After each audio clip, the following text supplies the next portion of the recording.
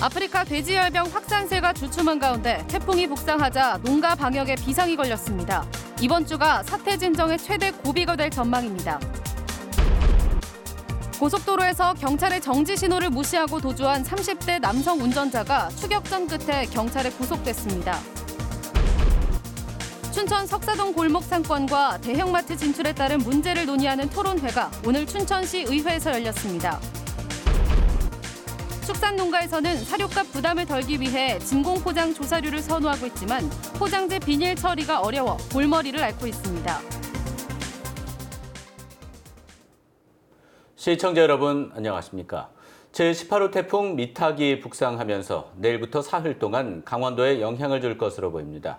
강원지방기상청에 따르면 강한 비구름대의 영향으로 내일 아침부터 도내 비가 시작돼 영서 지역은 모레 밤까지, 영동 지역은 오는 4일까지 비가 내리겠습니다.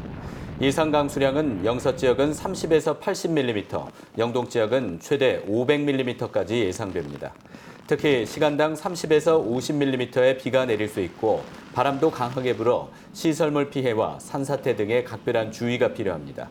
한편 강원도 농업기술원은 태풍과 집중호우에 대비해 농작물의 철저한 관리로 피해 예방을 당부했습니다. 태풍이 북상하면서 아프리카 돼지열병 방역 작업에 비상이 걸렸습니다. 도내 농가들은 방역 작업을 계속하고 있는 가운데 철원 39곳, 화천 6곳 등 59곳의 도축장이 이동 제한에 묶여 있어 긴장을 늦추지 못하고 있습니다. 특히 발생 농가와 접촉해 이동 제한 중인 농가도 아직 26곳에 달해 강원도는 더욱 철저한 방역과 관리 작업에 만전을 기울이고 있습니다. 강원도는 군부대 등과 지속적으로 협력해 철원과 화천 등 접경 지역 하천과 도로 등에 대한 관리에 나섰습니다. 아프리카 돼지 열병이 확산하면서 환경부가 멧돼지로 인한 전파를 주시하고 있습니다. 신고 포상제까지 운영하며 감시를 강화하고 있는데요. 결국 감염 경로를 찾지 못해 엉뚱한 곳에 힘만 빼고 있다는 지적도 나옵니다. 보도에 조성식 기자입니다. 지난달 25일 횡성의 한 야산에서 멧돼지 사체가 발견됐습니다. 지자체가 아프리카 돼지열병을 의심해 검사를 의뢰했는데 다행히 음성으로 판정됐습니다. 이에 앞서 춘천에서도 멧돼지에 대한 의심 신고가 접수됐지만 이 또한 음성이었습니다. 아프리카 돼지열병에 대한 감염 경로가 제대로 파악되지 않으면서 환경부가 멧돼지로 인한 전파를 주시하고 있습니다. 실제 발병 지역 주변 산에 포획틀을 설치해 멧돼지에 대한 감염 여부를 검사하고 있습니다. 야생 멧돼지가 잘 움직이지 않거나 죽어있는 멧돼지를 발견해 신고할 경우 포상금을 주는 제도까지 도입했습니다. 야생 멧돼지와 사육돼지 간의 상호 간염 가능성이 있어서 그 야생 멧돼지 의심 개체에 대한 신속한 조치를 통해서 발병 예방을 위해 하지만 일각에서는 이러한 노력이 방역 차단에 별 효과가 없을 것이란 목소리도 나옵니다. 최근 환경부에서 포획한 멧돼지 가운데 확진 판정을 받은 사례가 없는 데다 병에 걸린 멧돼지가 북한에서 넘어오기도 쉽지 않다는 겁니다. 야생동물에 의한 어떤 전염이 된다 이런 부분은 이제 좀 벗어나야 될 것 같아요. 그리고 좀 철저하게 어떤 방역을 하고 그다음에 역학조사를 통해 가지고 근원이 어딘지를 좀 정확하게 찾는 게 아프리카 돼지열병 유입에 대해 정부가 작은 가능성도 차단하겠다는 의지를 보이고 있지만 보름이 지난 지금까지 감염 경로를 찾지 못해 체계적 방역이 어려운 상황은 계속되고 있습니다. MBC 뉴스 조성식입니다. 춘천문화방송은 지역 상인들이 춘천 석사동의 노브랜드 매장 입점을 반대한다는 보도를 해드렸는데요. 이 문제를 풀려면 국회에서 유통산업발전법 개정을 서둘러야 한다는 지적이 나옵니다. 백승호 기자가 보도합니다. 지난 8월 말 춘천 전통시장과 나들가게 상인들은 이마트 자체 브랜드인 노브랜드 매장의 춘천 입점을 집회까지 열며 반대했습니다. 골목상권 붕괴와 지역자본 외지 유출이 반대 이유였습니다. 춘천시 의회에서 이런 문제와 과제를 논의하는 토론회가 열렸는데 유통 대기업이 지역에 미치는 영향은 상상 이상이었습니다.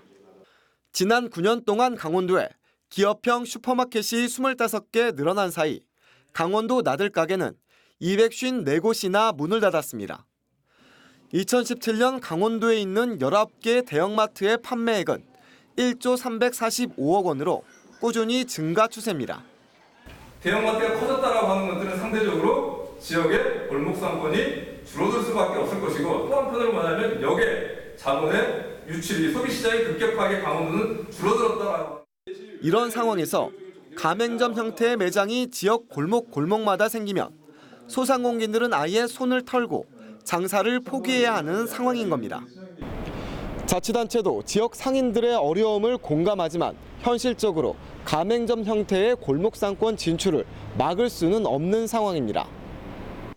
현행법상 가맹점의 대기업 지분율이 49%를 넘지 않으면 사업 조정을 받지 않기 때문입니다. 국회가 여야를 막론하고 유통산업발전법만큼은 반드시 민생법안으로 지정을 해서 조속히 통과를 시켜야 된다. 이런 것이 저희의 요구고요. 토론회에서 상인들은 가맹점 형태의 매장이 개점을 강행한다면 물리력으로라도 개점을 막을 수밖에 없다고 어려움을 토로했습니다. MBC 뉴스 백소입니다. 고속도로에서 경찰의 정지 신호를 무시하고 도주한 30대 남성이 경찰에 구속됐습니다. 경찰이 실탄까지 발사해 추격전을 벌였고 이 과정에서 순찰차가 파손되고 경찰관 5명이 다쳤습니다. 김상훈 기자입니다. 고속도로 터널 안에서 흰색 승용차가 빠르게 질주합니다. 순찰차가 따라가는데도 멈추지 않고 속도를 더 높입니다. 최대 속도는 시속 180km를 넘어섭니다. 경찰이 일반 차량들을 세우고 순찰차로 막아섰지만 틈을 비집고 달아났습니다.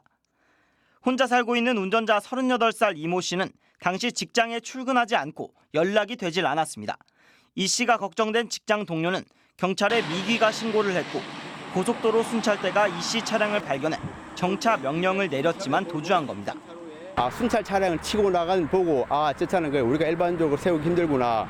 그래서 우리 상황실에다가 총기를 사용해서 이렇게 타이어를 쏴가지고. 도로에 타이어 휠 자국이 선명한데요. 남성은 실탄에 맞아 타이어가 터진 상태로 도주 행각을 벌이다 이곳에서 멈춰섰습니다. 이 과정에서 순찰차 3대가 파손됐고 경찰관 5명이 타박상 등을 입고 다쳤습니다. 운전자 이 씨는 술을 마시지는 않은 것으로 확인됐습니다. 경찰은 특수 공무집행 방해치상과 특수 재물손괴 등 혐의로 이 씨를 구속하고 도주한 이유 등에 대해 조사를 벌이고 있습니다. MBC 뉴스 김상훈입니다. 지난해 원주의 한 공장에서 발생한 폭발 사고로 베트남 근로자 2명이 숨지고 2명이 크게 다쳤는데요. 법원은 당시 공장 관계자들에게 안전관리 의무 소홀로 유죄를 선고했습니다. 20여 가지 안전 부주의와 점검 소홀히 빚어낸 인재라는 평가가 나옵니다. 황구성 기자입니다. 화학제품 보관 탱크를 만드는 원주의 한 공장. 작년 11월 이곳 보관 탱크에서 난 폭발로 내부 작업 중이던 베트남 20, 30대 청년 2명이 숨지고 2명이 온몸에 화상을 입었습니다. 청년들은 탱크가 부식되지 않도록 화학제품을 덧바르는 일을 하고 있었습니다. 책임자분들은 지금 다 나가셨어요. 다 부자가 틀리기 때문에 지금 안 오는 분들 별로 없어요. 명확한 폭발 원인은 밝혀지지 않았지만 사고 당시 탱크 안은 환기되지 않아 불이 붙을 수 있는 유증기가 차 있었고 반입이 금지된 본드 등 휘발성 물질로 작업을 한 사실이 드러났습니다. 법원은 안전관리 의무에 소홀했다고 보고 업체와 업체 관계자 모두에게 유죄를 선고했습니다. 재판부는 현장 감독자였던 공장 생산팀 A 계장에는 금고 6개월에 집행유예 1년을, 공장 안전관리 책임자였던 B 본부장에 징역 1년에 집행유예 2년을 선고했습니다. 공장에도 벌금 700만 원을 주문했습니다. 회사 측에서 최소한의 필요한 안전 조치나 이런 거 기본적인 걸 싹 해줘야 되는데 그런 어떤 부분들이 어디가 모르게 미흡하니까. 고용노동부 확인 결과 해당 공장은 분리 보관해야 하는 황산과 질산을 한 장소에 보관했고 노동자에게 방열복이나 보안경을 지급하지 않았습니다. 정기 안전점검도 하지 않는 등 무려 26가지 안전규정을 지키지 않는 것으로 확인됐습니다. 사업장 내에서 밀폐된 장소에서 작업을 해야 될 경우에는 사전에 충분한 환기 조치를 취하고 그리고 작업 중에는 유해가스가 얼마나 배출이 되고 있는지 농도를 실시간으로 측정을 해줘야 됩니다. 재판부는 해당 공장에서 유족과 사고 피해자들에게 충분하게 보상한 점을 고려했다고 밝혔습니다. MBC 뉴스 황구선입니다. 축산 농가를 가보면 하얀 비닐로 볏짚을 진공 포장한 조사료를 볼 수 있습니다. 사료값 부담을 덜어 농가들이 선호하고 있지만 포장재 비닐 처리가 어려워 골머리를 앓고 있습니다. 이윤 기자가 보도합니다. 수확이 끝난 볏짚들을 둥그렇게 압축해 흰 비닐로 포장했습니다. 건초와 집더미를 진공 상태로 저장한 곤포 사일리지라고 불리는 조사료입니다. 농가들은 사료값 부담을 덜기 위해 소들에게 조사료를 먹이는데 포장재 비닐 처리에 애를 먹고 있습니다. 예전에는 포장용 비닐이 영농 폐기물이어서 지정 장소에 배출하면 환경공단이 수거해가고 농가들은 보상금까지 받았지만 지금은 수거하지 않습니다. 지난 2016년부터 생산자가 직접 수거해야 하는 생산자 책임 재활용 의무 대상 품목으로 지정됐기 때문입니다. 환경 문제를 일으키는 포장재의 소비량을 줄이고 재활용률을 높인다는 목적으로 생산업체가 자발적으로 수거하도록 했지만 제대로 이루어지지 않고 있습니다.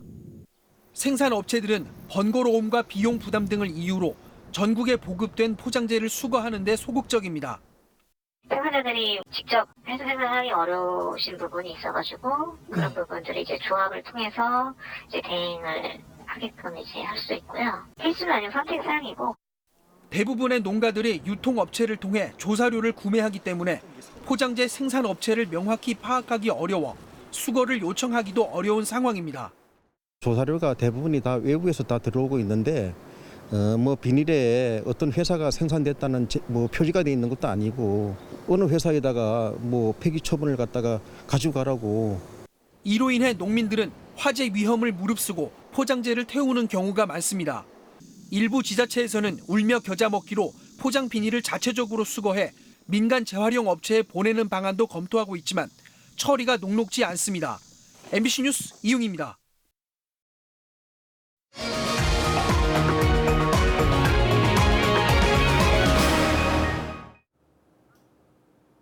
최근 5년 동안 도내 마을기업 5곳이 지정 취소된 것으로 확인됐습니다. 행정안전부가 조원진 의원에게 제출한 자료에 따르면 2015년부터 올해 6월까지 도내 마을기업 중 5곳이 경영 악화와 자진 폐업 등으로 지정 취소됐습니다. 현재 도내 마을기업은 122곳으로 고용인원은 1,200명, 매출액은 107억 원입니다. 마을기업은 지역 주민이 각종 지역 자원을 활용한 수익 사업을 통해 소득을 내기 위한 것으로 도내 마을기업에는 올해 국비 5억 5천만 원이 지원됐습니다. 다음 달 14일에 치러지는 대학 수학능력시험 준비가 본격적으로 시작됐습니다. 강원도교육청은 내일 도내 7개 시험지구 교육지원청 교육장과 44개 시험장 학교장에게 시험관리본부장 임명장을 수여하고 본격적인 수능 준비 체제에 돌입한다고 밝혔습니다. 올해 도내 수능 응시자는 지난해보다 1,200여 명이 줄어든 13,654명으로 오는 11월 14일 18개 시군 44개 시험장에서 수능 시험을 치릅니다. 이야기꽃이 피었습니다를 주제로 올해 17회 김유정 문학제가 개막했습니다. 문학제는 오늘 개막식을 갖고 편혜영 소설가의 단편소설 호텔 창문을 올해 김유정 문학상으로 선정해 시상했습니다. 또 전국 대학생과 일반인들이 참여한 산문 100일장과 김유정 소설 속 캐릭터 퍼포먼스가 펼쳐지는 등 오는 8일까지 다채로운 행사가 마련됩니다.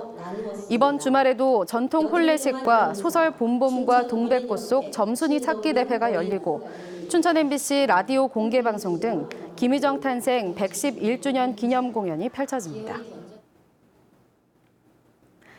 도내 디자인 산업의 경쟁력을 높이기 위해 강원디자인진흥원이 설립됩니다.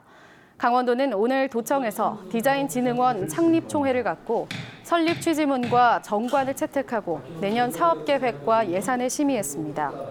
강원디자인진흥원은 강원도 출연기관으로 디자인 전문 회사의 성장 기반을 마련하고 지역 중소기업 성장을 유도하는 역할을 하게 됩니다.